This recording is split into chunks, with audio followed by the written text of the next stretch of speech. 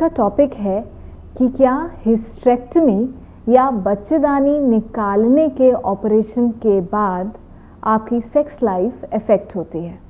Vaginal tightening के लिए बहुत सारे मेथड्स अवेलेबल हैं। पहला कीगल एक्सरसाइजेस, दूसरा लेजर्स या radio frequency devices end of course surgery.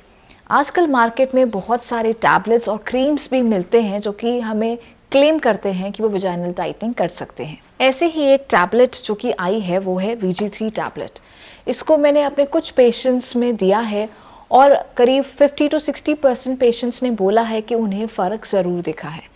इसमें सबसे कमाल की बात यह है कि कोई केमिकल नहीं है, पैराबेन या सल्फेट फ्री है, इसलिए कोई साइड इफ़ेक्ट नहीं है। अगर इसका कोई फ़ायदा नहीं है तो कोई नुकसान भी नहीं है। ये आयुष मिनिस्ट्री द्वारा रिकग्नाइज्ड है और इसमें सारे हर्बल प्रोडक्ट्स हैं जैसे दुधबीजा, जूही, मजुबाल, गुलाब, सुहाग या रिदंगा। तो कहने की बात यह है कि इसमें कोई भी साइड इफ़ेक्ट नहीं दिखेंगे, प्योर हर्बल प्रोडक्ट है और इससे कोई नुकसान नहीं होने वाला है। इसको यूज़ करने के लिए आप सेक्स से आधे घंटे पहले इसको वजाइना में इंसर्ट कर लें और फिर उसके बाद इंटरकोर्स करें। आपको और आपके पार्टनर को हो सकता है फर्स्ट यूज़ से ही आपको रिजल्ट्स देखने मिल जाएं। आइए जानते हैं डिटेल में इस वीडियो में कि क्या क्या चीज़ें अफेक्ट होती हैं इस ऑपरेशन के बाद। फीमेल्स में कई कारणों की वजह से बच्चेदानी को निकालना पड़ सकता है। इसमें सबसे इम्पॉर्टेंट और मेन कारण होते हैं कि बहुत ज़्यादा ब्लीडिंग होना, जो कि रसौली की वजह से हो सकती है या अंदर किसी और गांठ की वजह से हो सकती है। बच्चेदानी के मुहाने पे इन्फेक्शन या घाव होने की वजह से भी आपको बच्चेदानी निकालने की सलाह दी जा सकती है। कई बार बच्चेदानी के पास अंडाशय होता है और उसमें एक सिस्ट या गांठ बन जाती है जिसमें आगे चल के खतरा भी हो सकता है। ऐसे में भी आपको इन ऑपरेशन की सलाह दी जा सकती है। खैर, कारण तो बहुत हैं कि ये ऑपरेशन क्यों होते हैं, पर आज हम डिस्कशन ये कर रहे हैं कि क्या निकालने के बाद आपकी लाइफ, आपके डिज़ायर, आपके इंटरकोर्स पे कितना इफ़ेक्ट पड़ता है। तो पहली चीज़, ये ऑपरेशन कई रूट से या कई तरीक़ों से किया जा सकता है। पहला है कि हाथ से या फिर पेट खोल के, जिसे हम पूरा चीरा लगा के कहते हैं। दूसरा तरीका है योनि मार्ग द्वारा या जिसे हम वेजाइनल हिस्टेरेक्टमी कहते हैं। इसमें बच्चेदानी को हम नीचे के रास्ते से बाहर निकालते हैं। तीसरा और आजकल का सबसे ज़्यादा लोकप्रिय तरीका दूरबीन द्वारा या लैप्रोस्कोपिक सर्जरी द्वारा किया जाता है। इसमें दूरबीन डाल के बहुत छोटे छोटे से कट किए जाते हैं और बच्चेदानी को फिर नीचे से निकाल दिया जाता है। और चौथा है रोबोटिक तरीके से या रोबोटिक सर्जरी द्वारा। खैर, रूट जो भी हो, डिपेंड करता है कि क्या सिर्फ बच्चेदानी निकाली गई है या बच्चेदानी के साथ साथ आपका अंडाशय भी निकाला गया है। जो अंडाशय है वो फीमेल में हॉर्मोन्स बनाने की जगह है। वहाँ से आपके सारे हॉर्मोन्स ज़्यादातर बनते हैं, जैसे कि ईस्ट्रोजन, प्रोजेस्टेरॉन, टेस्टोस्टेरोन।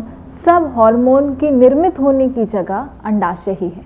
ऑल्दो ऐसा नहीं है कि सिर्फ इसी एरिया से हार्मोन्स बनते हैं। एक और जगह है जो कि किडनी के ऊपर एक ग्रंथ कहा जाता है, जिसे हम सुप्रारीनल ग्लैंड्स कहते हैं या एड्रीनल ग्लैंड्स कहते हैं। यहाँ से भी कुछ हार्मोन्स ज़रूर सीक्रेट होते हैं। तो अगर आपकी सिर्फ बच्चेदानी निकाली गई है, सिर्फ और सिर्फ बच्चेदानी निकाली गई है, पहला सिनारियो, तो चूंकि आपका अंडाशय अंदर है तो आपके सारे हार्मोन्स जहाँ से बन रहे हैं, अंडाशय और सुप्रारीनल ग्लैंड्स दोनों ही अपनी जगह पे ठीक से काम कर रहे हैं।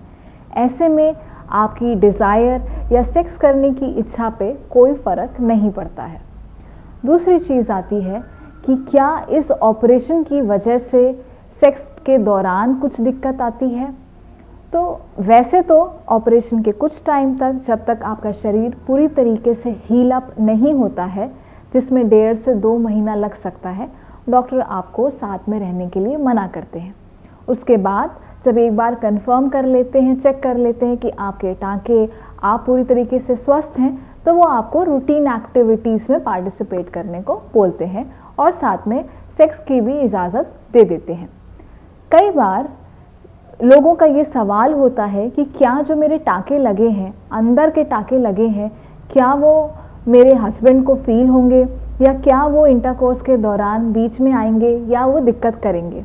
तो ऐसा बिल्कुल भी नहीं है।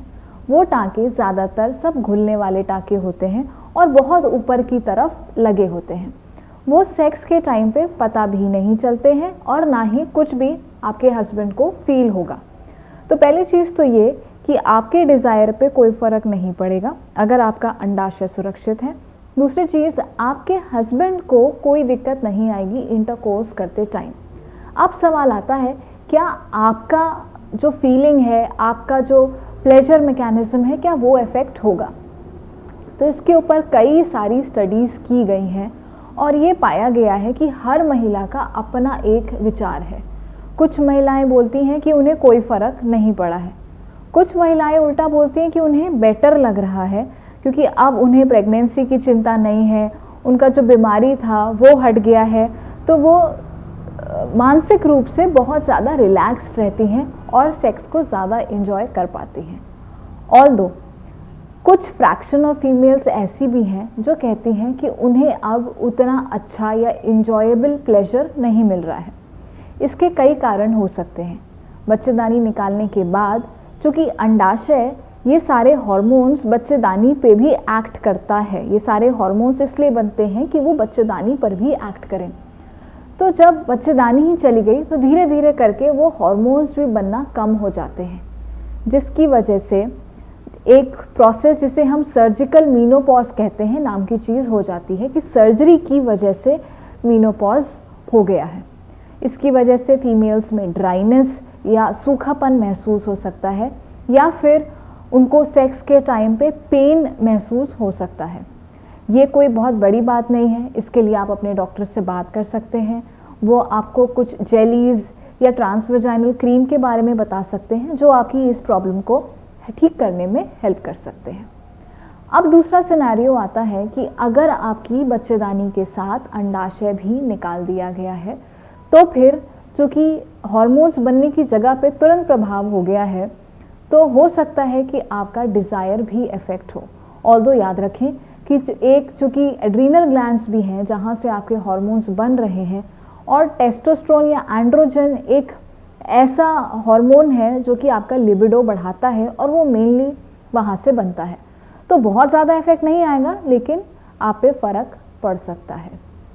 तो ओवरऑल अगर हम समरी में बोलें तो यूजुअली आपके डिज़ायर पे इफ़ेक्ट नहीं आता है, हस्बैंड को कोई भी चीज़ दिक्कत नहीं करती है इंटरकोर्स पे और आपका प्लेजर या आपके ऑर्गेज़म पे फ़र्क आ सकता है या नहीं भी आ सकता है, डिपेंडिंग अपॉन आप इस सर्जरी को कितना पॉजिटिव रूप से लेते हैं। माइनर इश्यूज़ हो सकते हैं जैसे कि सूखापन, उसके लिए आप अपने डॉक्टर से बात करके इसके लिए कुछ जेली वगैरह यूज़ कर सकते हैं जो कि बहुत आसानी से ठीक किया जा सकता है। आशा है कि आपके सारे सवालों का जवाब हमने इस वीडियो में दे दिया होगा। अगर आपके मन में कोई भी सवाल है तो आप हमसे इन नंबर्स पे बात कर सकते हैं या फिर कमेंट बॉक्स पे अपने कमेंट डाल सकते हैं। थैंक यू और धन्यवाद।